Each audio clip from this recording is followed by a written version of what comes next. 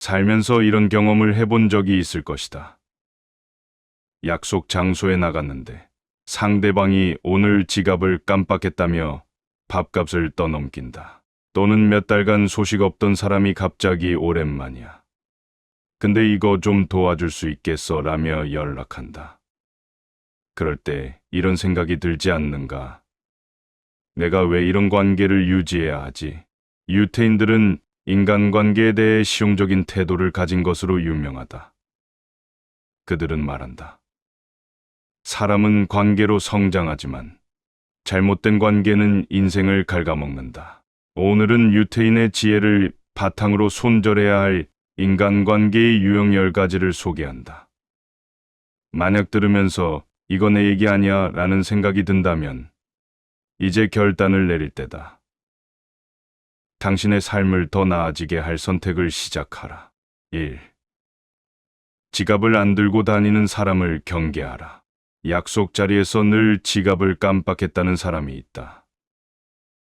처음엔 정말 실수겠거니 하고 이해한다. 하지만 이런 일이 반복되면 패턴이 보이기 시작한다. 누동 약속 자리에서만 돈이 없다며 계산을 떠넘기거나 밥을 얻어먹으려 한다. 더 당황스러운 건 이런 사람은 평소엔 자기가 하고 싶은 건 다 하며 잘 사는 경우가 많다는 점이다. 저번엔 내가 샀으니 이번엔 내가 사라는 식의 말까지 한다면 그 관계는 이미 균형이 깨진 것이다. 돈 문제는 단순히 물질적인 것 이상의 문제다. 서로를 존중한다는 기본적인 태도와 연결되어 있다. 그런데도 이런 사람은 당신의 호의를 당연하게 여기고 심지어 불편함을 드러내면 그깟 돈 얼마 한다고라며 비난까지 할 수 있다. 해결책은 간단하다. 다음번에도 같은 일이 반복된다면 단호하게 말하라. 너도 돈 없는 날엔 만나지 말자. 나도 힘들다. 이 말이 상대에게 자극이 되어 관계가 깨진다면 그것은 어차피 오래갈 관계가 아니었다. 관계는 서로의 배려와 존중으로 이루어진다. 당신의 시간과 노력은 이런 사람을 위해 낭비되기엔 너무 귀하다. 2. 필요할 때만 연락하는 사람을 손절하라. 몇 달 혹은 몇 년 동안 연락 한 번 없던 사람이 느닷없이 연락해 너밖에 없어. 이것 좀 부탁할게라고 말한다. 처음엔 반가운 마음에 도와주기도 한다. 하지만 이런 일이 반복되면 씁쓸한 감정을 느끼게 된다. 그 사람에게 당신은 단지 필요할 때 쓰는 도구일 뿐이라는 사실이 느껴지기 때문이다. 필요할 때만 연락하는 사람들의 특징은 지나치게 다정하게 행동한다는 점이다. 넌 정말 믿을 수 있는 사람이야 같은 말을 하며 친밀감을 강조한다. 하지만 그들의 목적이 달성되면 연락은 뚝 끊긴다. 이런 행동이 반복된다면 그들은 관계를 이용하고 있을 가능성이 크다. 물론 누구에게나 급한 일이 생길 수 있다. 한두 번은 이해할 수 있다. 하지만 이런 일이 지속된다면 그 사람은 당신을 사람으로 대하는 것이 아니라 자신의 필요를 채우기 위한 수단으로 보는 것이다. 다음번에도 비슷한 상황이 생긴다면 이렇게 말하라. 미안하지만 이번엔 나도 사정이 있다. 다른 방법을 찾아보는 게 좋겠다. 이 말을 듣고도 상대가 불쾌해하거나 원망한다면 그 사람은 처음부터 당신을 진정으로 존중하지 않았다. 필요할 때만 찾는 사람과의 관계는 과감히 정리하라. 3. 종교나 정치적 신념을 강요하는 사람을 피하라. 사람은 각자 믿는 것이 다르고 생각이 다르다. 그런데 어떤 사람들은 자신의 신념이 유일한 진리인 것처럼 상대방에게 강요한다. 이 종교가 맞아.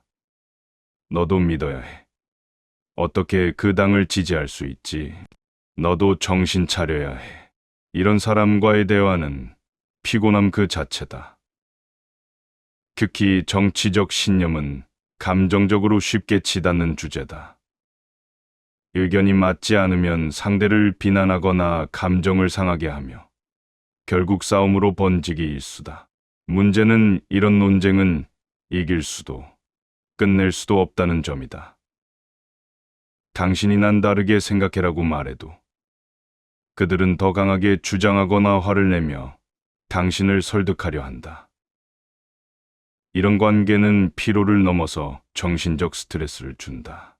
해결책은 논쟁을 피하는 것이다. 우리는 서로 생각이 다를 수 있다. 나는 내 신념을 존중받고 싶다 라고 말하고 대화를 끊어라.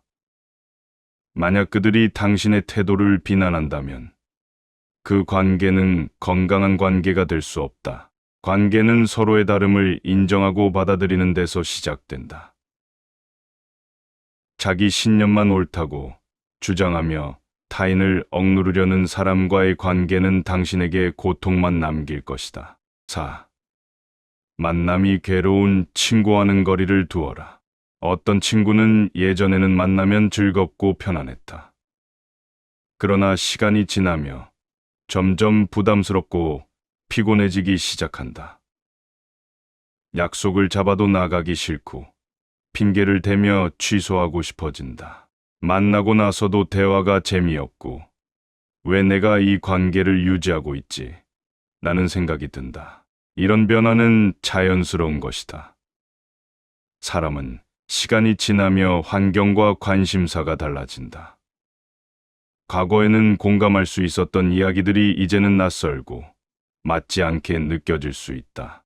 한 사람은 과거의 추억만 반복하고 다른 사람은 새로운 삶에 적응하며 변화했을 때 대화는 어긋나기 마련이다.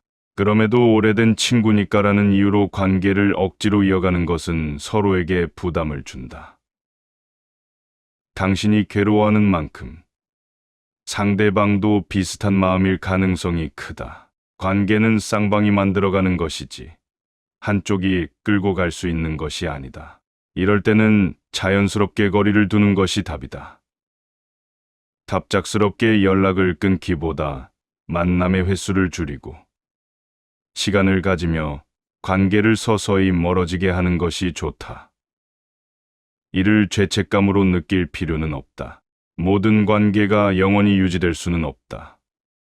서로를 위해 과거의 좋은 추억은 간직하되 거리를 두어라. 5. 남의 고민을 가볍게 여기는 사람을 피하라. 사람마다 느끼는 삶의 무게는 다르다.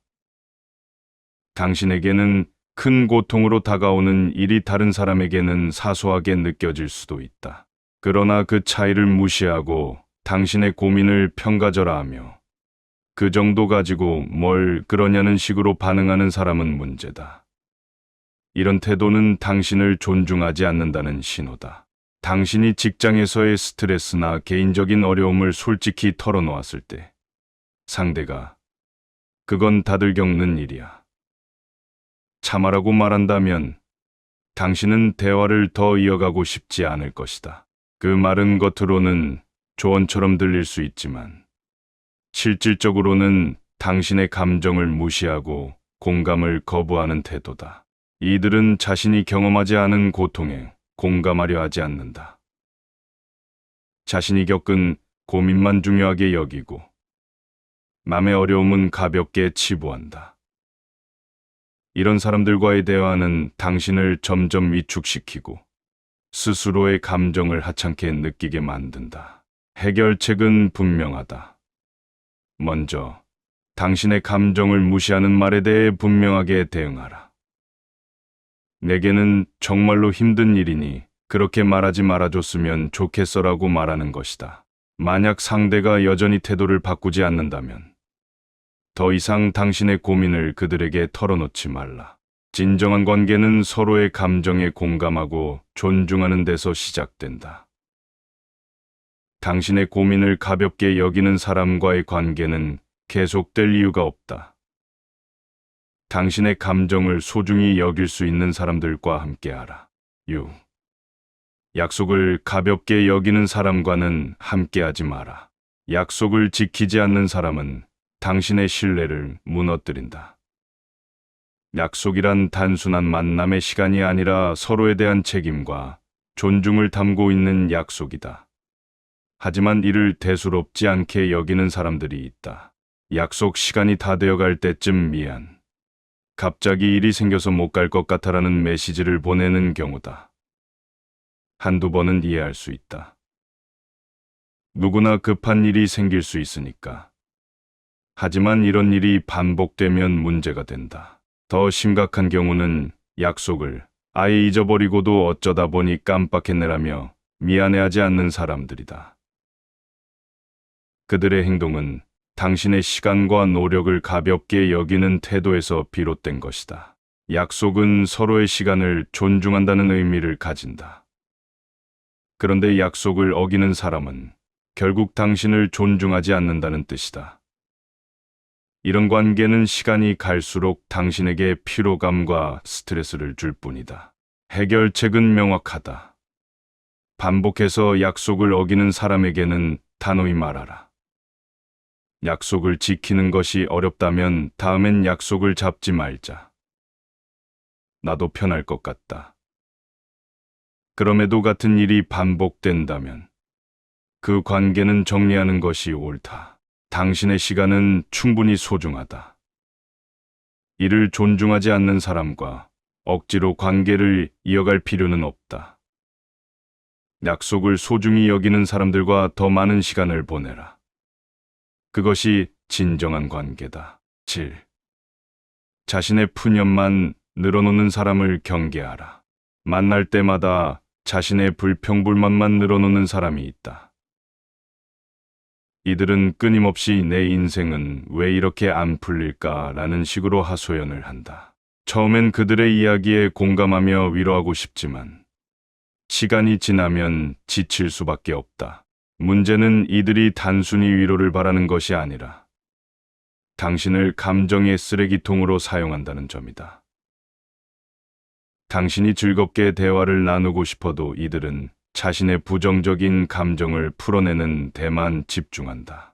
당신의 이야기는 들으려 하지 않고 만날 때마다 똑같은 이야기를 반복한다. 조언을 해주더라도 받아들이지 않는다. 그건 안 될 것 같아라며 반박하거나 당신의 노력을 무시한다. 이런 사람과의 관계는 결국 당신에게 피로감만 남긴다. 이런 경우 이렇게 말하라. 내 이야기를 들어주는 건 좋지만 나도 내 기분이 중요하다. 상대가 이를 무시하고 계속해서 같은 행동을 반복한다면 만남의 횟수를 줄이고 거리를 두는 것이 옳다. 관계는 서로에게 긍정적인 영향을 주어야 한다. 당신의 기분을 지켜줄 필요가 있다. 조정적인 감정을 반복적으로 쏟아내는 사람과의 관계는 당신을 소모시킬 뿐이다. 8. 자주 다투고 편가르기 하는 사람을 피하라. 어떤 사람은 사소한 일에도 다툼을 일으킨다. 이런 사람은 작은 의견 차이조차 쉽게 넘기지 못하고 논쟁으로 키운다. 심지어 주변 사람들에겐 내가 내 편을 들어야 한다는 식으로 강요하며 관계를 복잡하게 만든다. 모임에서 작은 오해가 생겼다고 하자. 대부분의 사람은 이를 가볍게 넘기거나 대화를 통해 풀려고 한다. 하지만 이런 사람은 자신의 의견이 옳다며 논쟁을 시작한다. 주변 사람들은 싸움에 끼어드는 것을 피하고 싶지만 그는 오히려 넌 왜 내 입장을 이해하지 않아 라며 편을 가르려 한다. 이런 행동은 단순히 본인만의 문제로 끝나지 않는다. 다툼은 결국 주변 사람들을 불편하게 만들고 관계 전체를 어색하게 한다. 이런 사람과의 관계를 방치하면 당신도 불필요한 스트레스에 휘말릴 수 있다. 해결책은 간단하다. 논쟁을 피하고 선을 그어라. 그들이 편을 요구하더라도 난 누구 편도 들고 싶지 않다. 각자의 생각이 있을 뿐이다라고 단호히 말하라. 그럼에도 불구하고 이런 행동이 반복된다면 관계를 점점 줄여나가라. 평화로운 관계는 삶을 풍요롭게 만든다. 다툼과 갈등을 반복하는 사람과의 관계는 에너지 낭비일 뿐이다. 당신의 정신적인 평화를 위해 그런 사람들과의 거리를 유지하라. 9. 과도하게 자기 자랑을 하는 사람을 멀리하라. 내가 그때 얼마나 잘 나갔는지 알아. 내가 그 분야에서는 최고였지. 과거의 영광이나 자신의 업적을 끊임없이 자랑하는 사람이 있다. 이런 사람들과 대화하면 피로감이 쌓인다. 이들은 대화를 공감과 소통의 장으로 보지 않는다. 오히려 자신을 과시할 무대로 여긴다. 특히 자신의 경험을 과대 포장하거나 상대방의 경험을 깎아내리며 얘가 더 낫다는 태도를 보인다. 예를 들어, 당신이 최근 겪은 어려움을 이야기하면 나 때는 그 정도쯤 아무렇지도 않았어라며 당신의 경험을 가볍게 평가할 것이다. 과도한 자기 자랑은 그 사람의 불안감에서 비롯될 가능성이 크다. 현재의 부족함을 감추기 위해 과거에 집착하며 이를 통해 자신감을 얻으려는 것이다. 문제는 이런 행동이 주변 사람들에게 피로감을 줄 뿐 아니라 진정한 소통을 막는다는 점이다. 이들에게 과도한 공감을 강요받지 말라. 그랬구나. 좋은 경험이었네라고 가볍게 응대하며 대화를 이어가되 필요 이상으로 감정을 쓰지 마라. 그리고 이런 관계가 지속적으로 부담스럽다면 점점 거리를 두어라. 행복한 관계는 서로의 이야기를 진정으로 들어주고 공감할 때 형성된다. 과거의 자랑만 늘어놓으며 상대를 깎아내리는 사람과의 관계는 당신의 소중한 시간을 투자할 가치가 없다. 10. 남의 불행에 즐거워하는 사람을 멀리하라. 타인의 불행을 은근히 즐기는 사람은 단순히 공감이 부족한 차원을 넘어선다. 이들은 겉으로는 위로하는 척하지만 속으로는 당신의 어려움을 흥미거리로 삼고 심지어 그것을 이용해 자신을 돋보이게 하려 한다. 예를 들어, 당신이 승진에 실패했을 때 이런 사람은 정말 안 됐다라고 말하면서도 슬며시 근데 내가 이번엔 좀 부족했던 거 아니야 라는 상처를 덧붙인다. 심지어 다른 사람들 앞에서 얘 요즘 힘들대. 승진도 안 되고라며 과장된 이야기를 퍼뜨리기도 한다. 이들의 목적은 당신을 돕는 것이 아니라 당신의 불행을 통해 상대적 우월감을 느끼고 주변에서 관심을 받는 것이다. 이들은 자신이 악의적이지 않다고 주장한다. 난 너를 걱정해서 하는 말이야라는 식으로 책임을 회피하거나 오히려 너가 너무 예민하게 받아들이는 거 아니야 라며 문제를 당신에게 떠넘기기도 한다. 그러나 이런 행동은 당신의 자존감을 무너뜨리고 불필요한 스트레스를 유발할 뿐이다. 어떻게 대처해야 할까? 먼저, 그들의 말이 반복될 때는 가볍게 웃어넘기며 반응하지 않는 것이 좋다. 예를 들어, 그런 얘기 들으니 좀 불편하네. 그만 얘기하자라고 부드럽지만 단호하게 선을 긋는 것이다. 대놓고 불쾌감을 드러내기 어렵다면 화제를 돌려 자연스럽게 대화를 끝내는 것도 방법이다. 하지만 이들이 지속적으로 당신의 불행을 흥미거리로 삼는다면 행동으로 거리를 두는 것이 가장 효과적이다. 굳이 그들에게 불편함을 느꼈다고 설명하려 애쓸 필요가 없다.